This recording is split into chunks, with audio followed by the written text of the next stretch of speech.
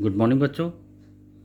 जैसा कि मैंने आपको आज वॉइस ट्रैक के माध्यम से लेसन नंबर 3 अपोहा तंत्र के बारे में समझाया था, बताया था। उसमें छोटे छोटे शॉर्ट नोट्स मैंने आपको बताए थे कि बारहमासी नदियाँ किन्हें कहते हैं, जो वर्ष भर जल से भरी होती हैं, या मौसमी नदियाँ किसे कहते हैं, जिनमें वर्षा ऋतु में ही जल रहता है, और सहायक या उपनदियाँ किसे कहते हैं, वह नदियाँ, मुख्य नदियाँ जो पानी की मात्रा को बढ़ा देती हैं। ऐसी मुख्य नदी के साथ जो बहने वाली सहायक नदियाँ होती हैं। मैंने आपको बताया वितरिका क्या है, समुद्र में गिरने से पहले मुख्य नदी के मुहाने से उत्पन्न होती हैं, वह नदी, उसे वितरिका कहते हैं।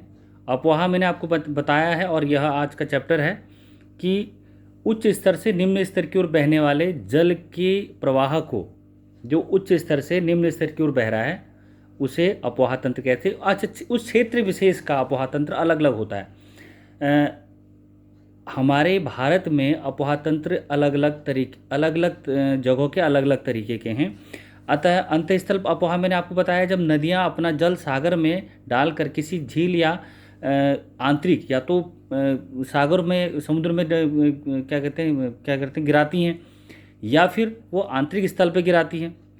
ऐसे ही एक शब्द और आया था, जल विभाजक। उच्च भूमि पर्वत जो दो पड़ोसी प्रवाह द्रोणियाँ जो होती हैं पर्वतों की, उन क्षेत्रों में वो जल को अलग अलग पृथक कर देता है, उसे जल विभाजक कहते हैं।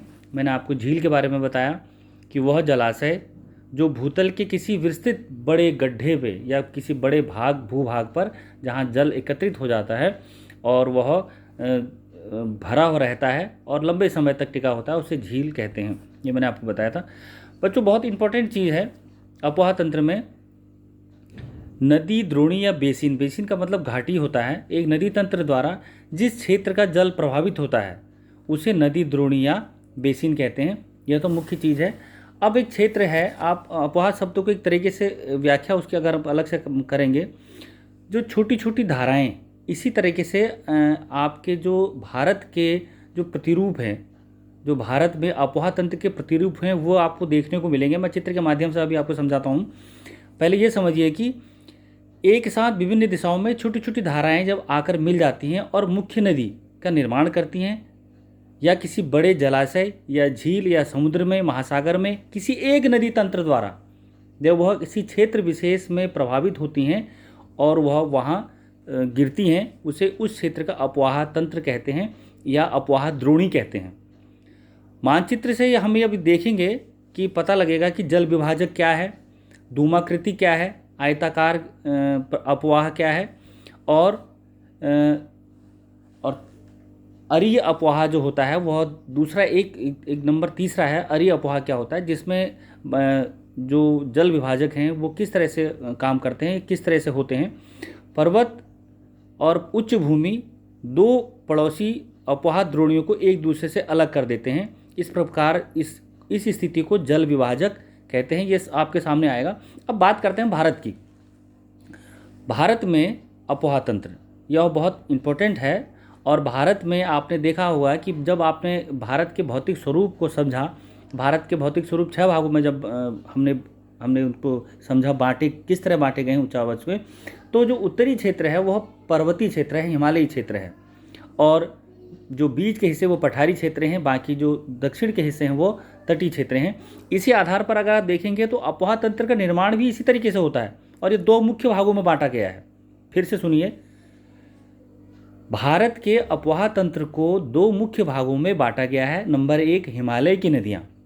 एक बच्चे ने मुझसे आज प्रश्न पूछा था कि बारहमासी क्या होता है, या उसने पूछा था कि लगातार बहने वाली नदियों को क्या कहते हैं। तो उसका जवाब भी यही है कि भारत के जो अपोहा तंत्र हैं, जो ऊपर से नीचे की ओर बहने वाली नदी तंत्र हैं, वह भारत के अपोहा तंत्र मुख्य 2 भागों में बांटे गए हैं। नंबर 1 हिमालय की नदियाँ, या हिमालय नदी तंत्र कहिए उसको। दूसरा प्रायद्वीपीय नदियाँ। अब प्रायद्वीपीय पठार की नदियाँ, देखिए एक पठारी क्षेत्र की नदियाँ हैं जो वर्ष भर जल उसमें नहीं रहता है। कुछ कुछ नदियों में रहता है, परंतु वह सदावाहिनी नदियाँ नहीं हैं, जबकि हिमालय की जो नदियाँ हैं वह सदावाहिनी कहलाती हैं। कारण क्या है? प्रायद्वीपीय नदियाँ एक दूसरे से भिन्न हैं, और हिमालय की नदियों में वर्ष भर पानी रहता है। यही उनमें दोनों अंतर है। कारण क्या है? क्योंकि हिमालय में वर्ष भर बर्फ़ रहती है और बर्फ़ पिघलती रहती है, और इसी कारण हिमालय की भी दो मुख्य नदियाँ सिंधु और ब्रह्मपुत्र जो नदी हैं, इन पर्वत श्रृंखलाओं के उत्तरी भाग से निकलती हैं और ये बहुत बड़ी नदियाँ हैं। इन नदियों की उत्पत्ति स्थान से लेकर समुद्र के रास्ते तक बहुत लंबा रास्ता तय करती है। गंगा का की जो लंबाई है वो भी 2400 किलोमीटर से ज़्यादा है। अपने जो तीव्र अपर्दन जो काटते हुए ले जाती है, उसका अपर्दन की प्रक्रिया है वो भी बहुत ज़्यादा करती है। अपने साथ क्या करती है? बहुत भारी मात्रा में सिल्ट, बालू, पतली चीका मिट्टी अपने साथ लाती है। निचले भागों में यह क्या करती है? विसर्प, बच्चों ये जो शब्द आ रहे हैं विसर्प, गोखरू, ये आने वाले समय में आपको छोटे छोटे चित्रों के माध्यम से समझाऊंगा। पहले आपको भारत के अपोहा तंत्र में कितने तंत्र हैं ये जानना जरूरी है। पहला, हिमालय की नदियाँ। दूसरा, प्रायद्वीपीय पठार की नदियाँ। मैं आपको बता रहा था कि नदियाँ, हिमालय की नदियाँ तेज़ी के साथ द्रुतगामी होती हैं और अपने साथ बहुत सारा सिल्ट लाती हैं, बालू लाती हैं, और अपने साथ साथ अपर्दन के फलस्वरूप गोखरू झील, विसर्प झील और मैदानी भागों में विशेष आकृतियों का निर्माण भी करती हैं और डेल्टाओं का निर्माण करती है। और आपको जानकर आश्चर्य होगा कि पूरी दुनिया में गंगा जो डेल्टा बनाती है वो पूरे विश्व में सबसे बड़ा चापाकार डेल्टा है, इस तरीके से पंजे के आकार का, और वह बंगाल की खाड़ी में गिरता है। अक्सर प्रायद्वीपीय जो नदियाँ होती हैं वो मौसमी होती हैं, क्योंकि इनका प्रवाह शुष्क मौसम में कम हो जाता है, जबकि वर्षा में यह नदियाँ थोड़ी बहुत इसमें पानी होता है, छिछली होती हैं, छोटी होती हैं, और इनके बहुत कम जो केंद्रीय उच्च भूमि होती है जहाँ से निकलती हैं वो कम होती है, इसीलिए अक्सर यह पश्चिम की तरफ बहती हैं। क्या आप इस प्रकार की नदियों को बाद में पहचानेंगे? मैं आपको चित्र बनाने के लिए दूंगा और उन नदियों को आपको बताना है मुझे, क्योंकि हिमालय की नदियाँ बहुत ही सिंपल और सरल हैं कि आपको पता है कि ये हिमालय है और ये बर्फ़ से ढका हुआ है और ये नदियाँ उत्तर से निकल रही हैं और पूरब की ओर इस तरीके से बहती हुई चली जा रही हैं। जबकि प्रायद्वीपीय जो नदियाँ हैं उनको पहचानना, उनको इंगित करना नक्शे में थोड़ा कठिन हो जाता है, क्योंकि कौन सी नदी किस ओर बह रही है ये थोड़ा ध्यान रखना पड़ता है।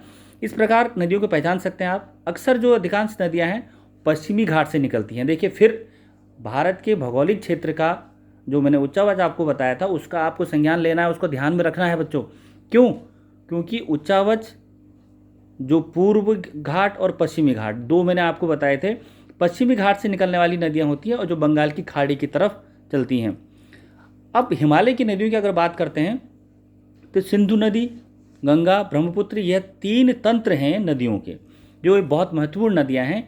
ये नदियाँ लंबी हैं, बहुत महत्वपूर्ण होती हैं, और इनकी जो आकृति बाद में बढ़ती चली जाती है इनकी सहायक नदियों के कारण। अपने आप में तो नदियाँ बड़ी हैं, ये मुख्य नदी हैं, इनकी सहायक नदियाँ इनके साथ आ जाती हैं, तथा इनकी सहायक नदियों के कारण इन नदियों की जो लंबाई, औसत लंबाई और इनके जो जल बहाव और इनका जो इनकी तेज़ी है बहुत बहुत ज़्यादा बढ़ जाती है। फिर बात करते हैं, सबसे पहले आता है सिंधु नदी तंत्र।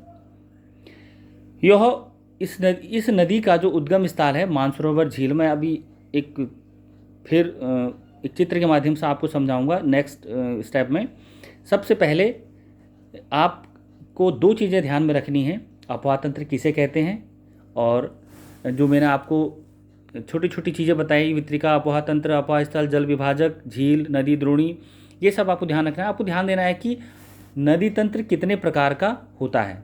भारत का जो नदी तंत्र है वह 3 प्रकार का है, सिंधु नदी तंत्र, गंगा नदी तंत्र और ब्रह्मपुत्र नदी तंत्र।